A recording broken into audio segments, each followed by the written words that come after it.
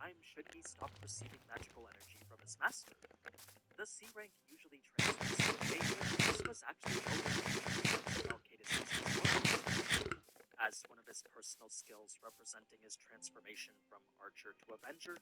This combined with the literal Avenger skills serve as proof that Alcadis had changed. Distortion doesn't actually do anything beyond that, but should you ever see this skill on another servant, then you'll know that they too have changed. Alcadis' other personal skills are Mind's Eye, Valor, and Battle Continuation, all very useful assets in combat. Mind's Eye is the accumulation of all his skill, training, and experience, the sharpened instincts he gained from his lifetime of combat. His Archer version would have the instincts given to him by the gods, but with that being thrown away, this is now his true Mind's Eye. It's a version that represents all the skill he'd built up as a human. So, as a kind of battle analysis skill, Alcadis can use this to predict his opponent's moves, sense danger, and determine what's best for him. It'll always guide him on the path that has the best chances of winning. We actually saw it in action during his fight with Jon, as where Richard was spamming Excaliburs right behind him, Alcadis' Mind's Eye wouldn't allow him to take his eyes off Jon. Though Jon was the far lesser threat between the two of them, the manifestation of Alcadis' instincts knew Jon was more dangerous. Valor then serves as a kind of defense, negating any types of mental interference, pressure, and confusion. It also had the added benefit of increasing combat ability, but the effectiveness of said benefits have been drastically reduced due to his corruption. Finally, he has Battle Continuation, the ability to keep fighting even after suffering wounds one might consider fatal. It's the representation of his unyielding will to stay alive on the battlefield. This brings us now to his Noble Phantasms, the number of which far exceeded the norm for heroic spirits. That said, how many they had wasn't nearly as important as how freely they used. Without a proper magic supply, those Noble Phantasms were usable. And file your taxes 100% free, plus get your biggest refund. Roughly 37% of filers qualify. Simple Form 1040 returns only. No schedules except for earned income tax credit, child tax credit, and student loan interest. File now.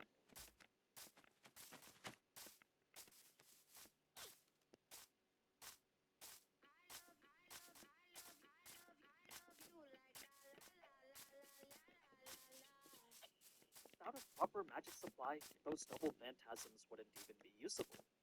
So, it's lucky Bastalot's his master, since without his batteries providing a near limitless source of mana, Alcadis wouldn't be nearly as powerful as he is in the anime, especially since his King's Order Noble Phantasm has so much packed into it. So, to start with what King's Order is, this is the replacement Noble Phantasm his God Hand. In exchange for his divine immortality and invulnerability, Alcadis now has access to mystic codes and phantasmal species representative of each of his flavors. Not all are known yet, but of the ones we've seen, there's the first, fourth, fifth, sixth, eighth, ninth, and 12th flavors. The first is, of course, his Nemean Lion's Pelt, a cloth capable of repelling any and all weapons created by humans. That's why we see him counter Gilgamesh, as every armament except for one is a treasure of man.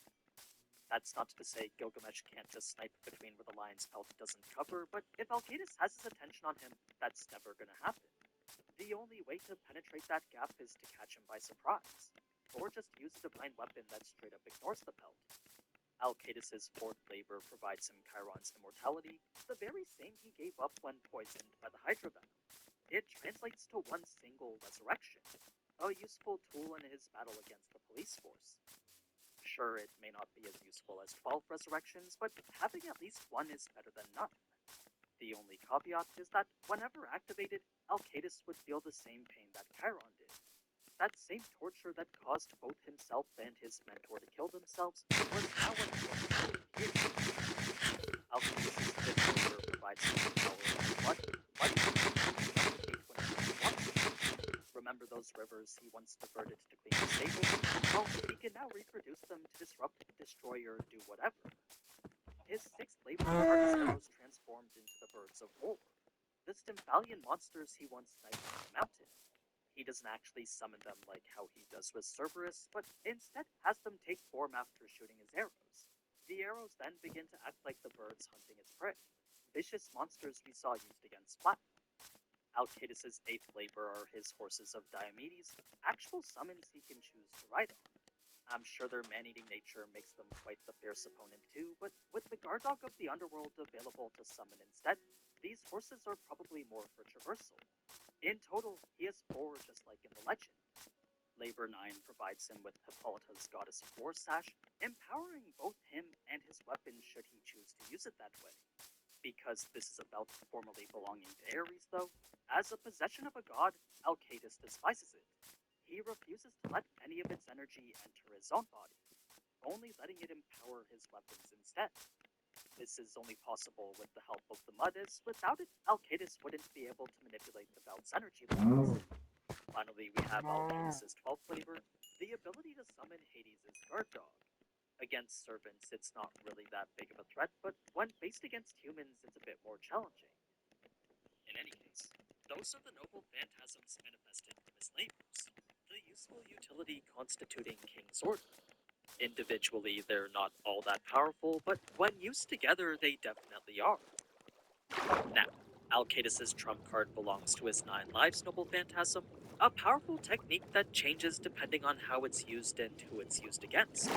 In regards to its relation to his legend, it's the manifestation of the technique he used to slay the Hydra, thus the whole shooting 100 heads part of it.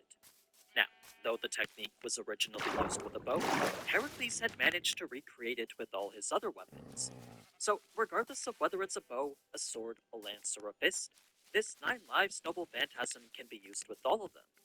At its core, it's a high-speed attack consisting of 9 consecutive strikes, but when used in Fate Strange Fake, it's 9 consecutive arrows. Archer Heracles would have imbued these arrows with pure majestic divinity, but when it comes to Avenger, he imbues them with mud. Not only that, he also covers each arrow with Hydra venom. The result is the visage of the Hydra itself, turning the arrow into this coiling serpent following whatever trajectory it desires. So, all in all, this is Heracles' most trusted noble phantasm. It was his go-to when fighting Gilgamesh, and if he really wanted to, he could have taken care of Prime Jack with it as well. In fact, 9 lives would have been all it took to counter Jack and his hundreds of doubles strengthened by his From Hell noble phantasm. I guess Alcetus just really wanted to steal it, as that's something he's capable of with his 3rd noble phantasm, Reincarnation Pandora. As an ability unique to his Avenger class, this allows him to steal other servants' noble phantasms and use it as his own. How it works isn't really known, but as Alcetus describes it, this is him usurping his opponent. He's essentially forcibly adding a part of their spirit origin onto his own spirit origin. He's stealing from the core magical foundation of other servants and fusing them together with his own. It doesn't seem like any servant is immune to it, since so long as it's part of their spirit origin, that means Alcetus can usurp it. And with most servants' noble phantasms existing within their spirit origin, that means those can easily become Alcetus's too. We just don't know how often or how at all Reincarnation Pandora is activated. So, given the importance of noble phantasms to every servant, the potential to have it stolen makes Alcetus one of the biggest threats in Fate Strange Fake. I mean, just look what happened to Gilgamesh and Jack.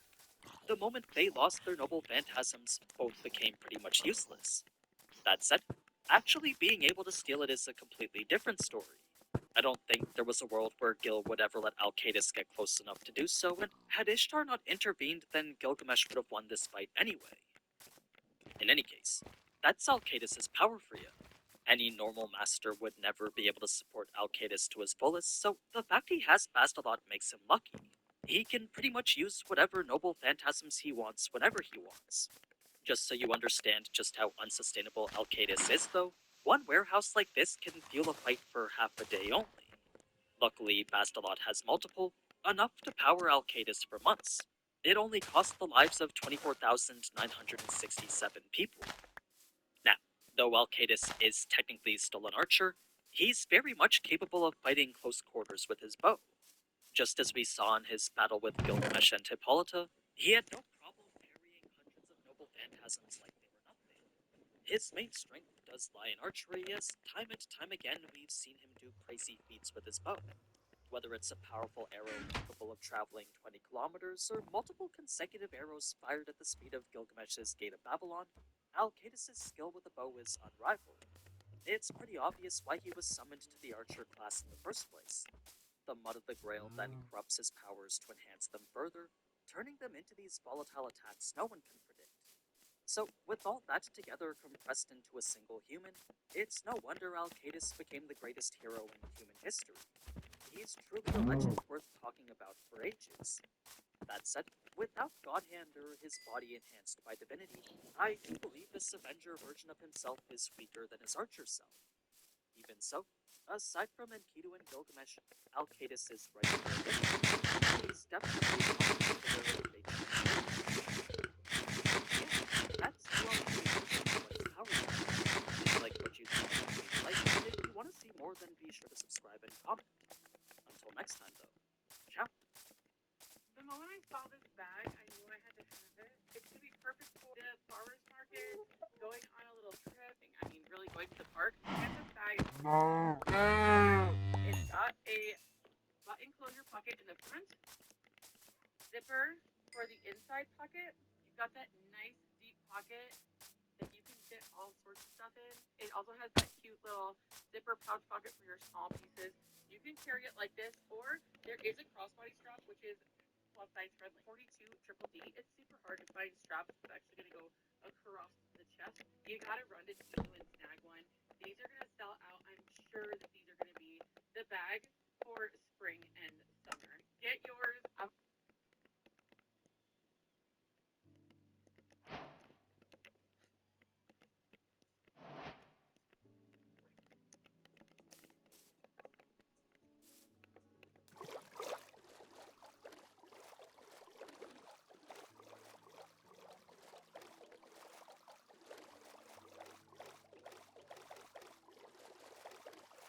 Welcome to the Pandora's Attic, a consolidated version of every video. So, if you're interested in who he is and how his build is, then stick around for a comprehensive breakdown of his Let's get started. I suppose that the most logical place to start would be with Heinz's personal life, back when he was just a player known as Pandora. After all, Pandora's actor was created by Suzuki Sato. This salaryman had spent most of his life as a lawyer. He didn't really have any friends in school and didn't change much when he joined the workforce either. He was quiet, shy, and not particularly opinionated or assertive. So nobody really went out of their way to interact with him. You could say that he languished in isolation. It's a fairly par for the course description of your typical isekai protagonist. But this isolated lifestyle would eventually change as he played a persona. Starting from his first encounter with Touchme when the man rescued him from a large group of PKers that lived in Caroline. You could say he was Momonga's literal knight in shining armor. So, Touchme being one of the first people to willfully interact with Momonga, were the formation of a strong bond between the two. He had a fairly honest, benevolent, welcoming nature that would literally make friends with him, whereas Momonga was just desperate for someone to relate to. After this, I guess, fateful encounter, they would soon meet and interact with many other Cairo local players, and they would go on to establish a guild called Nightfall Roll under Touchme leadership. Through this, Heinz would discover what it was like to have a group of close friends for the first time. Each member had their own perspectives, ideals, and opinions, and they had no problem sharing them. Momonga, not having a strong opinion of his own, didn't really have any passion to speak of, and he wasn't confident enough in his own ideas. Thus, he absorbed the passions and ideas of others like a sponge. Because of this lack of social skills, he became content with just watching from the sidelines as everyone else interacted. But that's not to say that they ignored him. No, he became a trusted member of the guild, and a close friend to basically everyone. Perhaps it was his quiet nature that molded him into a good listener that made guild members come to him with their own frustrations and personal problems. Regardless of the reason, he found himself in a position where he was trusted to hear out disagreements and serve as this neutral mediator. One such disagreements between Touchme and Wilbur resulted in the guild being reformed to Iron's Rule alone, with Momonga as the leader, mostly due to the mutual respect that each of the founding members had.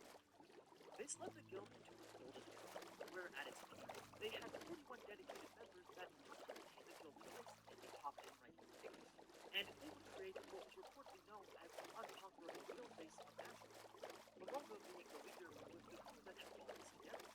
However, it was at some point that real-life obligation prevented the guild members from spending as much time with the guild as they wanted. Real life took over, and members began to drift away from their hardcore gaming lifestyle and became more casual players so that they could more comfortably work like with their families, moving up the corporate ladder. Soon enough, members began to leave the guild one by one, usually handing over their inventory to the treasurer or Momonga. Momonga had expected this, but he still couldn't accept the pain in his heart that he faced. He held out hope that maybe one day at least someone would turn. But when the membership finally dwindled to nothing, he was despondent.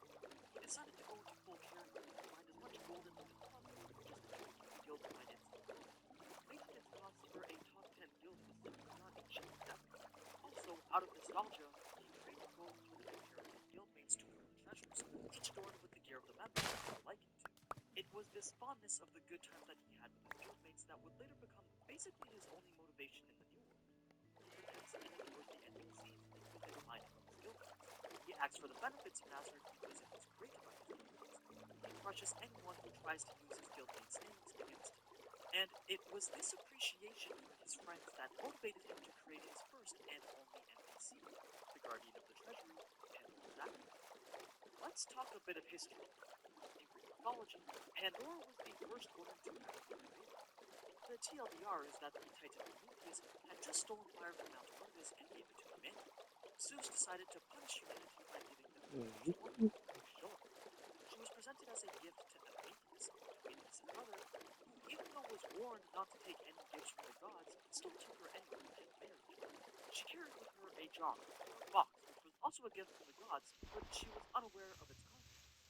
Then, when curiosity got the best of her, instead of killing the cat, it just unleashed every known evil upon mankind.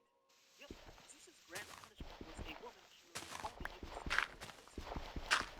Am I the only one that finds it a little bit funny that this story basically names the woman as the harbinger of all things evil?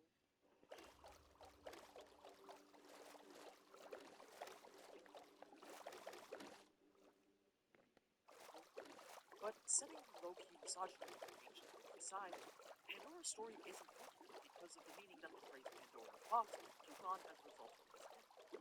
Later literary and artistic treatments of mythology focus less on the woman herself and more on the nature of the evil that was unleashed. In some cases, the person to open the box was said to even be a man who was too curious for his own good. Nowadays, a Pandora's box is a gift that at first appears to be valuable, but is quickly revealed to be a disaster or a curse. And to open up a Pandora's box is to unleash something chaotic, unpredictable, and usually disastrous. That said, the evil inside the Pandora's box is sometimes downplayed, and the emphasis is on the fact that many different, unique things burst forth. The contents of Pandora's box could be the embodiment of diversity, chaos, and change, which, while often harmful, can still have an unexpectedly benign or positive outcome as well. It's not that change and diversity are necessarily bad, it's that they are unpredictable and therefore risky. Pandora's Actor is a reflection of this motif. Much like how Pandora's box is a container of wildly diverse, unpredictable, and oftentimes downright evil things, Pandora's Actor is someone who acts as or imitates a diverse array of evil creatures. It's a very creative use of the Pandora name to really nail everything that this NPC embodies. He's a part of the doppelganger race, and Ainz created him specifically so that he could transform into and imitate the capabilities and appearance of every single one of the guild members. But since the guild members like the idea of very terrifying creatures, the guild itself could then be seen as a Pandora's box in its own right. Or at least that's what they'd like to be. Pandora's Actor can then be seen as both this metaphorical and physical love letter to the guild and its members, an expression of the appreciation that Ainz had for all the time that he spent together with them. Of course, the other NPCs are extremely jealous of Pandora's Actor, since he is the only creation of their supreme ruler. As for his design, Ainz actually didn't really have anything cohesive in mind. Whether the final result was intentional or accidental is a bit of a mystery. You see, Ainz is a very impulsive, lateral thinker, meaning his mind likes to jump from one topic to the other in rapid succession, and he can sometimes confuse himself in the process. Pandora's personality was constructed in much the same manner, a collection of a random assortment of ideas based on how Ainz was feeling at the time. His intentions weren't really for the creation of some meticulously planned and masterfully crafted NPC. Of course, the underlying theme for Pandora's Actor does relate very strongly to the Greek mythology, so it is very possible that there was always this constant underthought. Unfortunately, though, the random ideas that Heinz had while making Pandora ended up coming back to bite him, as he found his creation quite embarrassing and ridiculous when he met him for the first time. It's because, just like Tabula, Heinz also went through a bit of a Chunibyu phase earlier in his life. Chunibyu, or 8th grader syndrome, is a phase that frequently strikes kids approximately in the 8th grade, where they become obsessed with certain imagery and behavior that they consider cool. The obsession becomes so strong that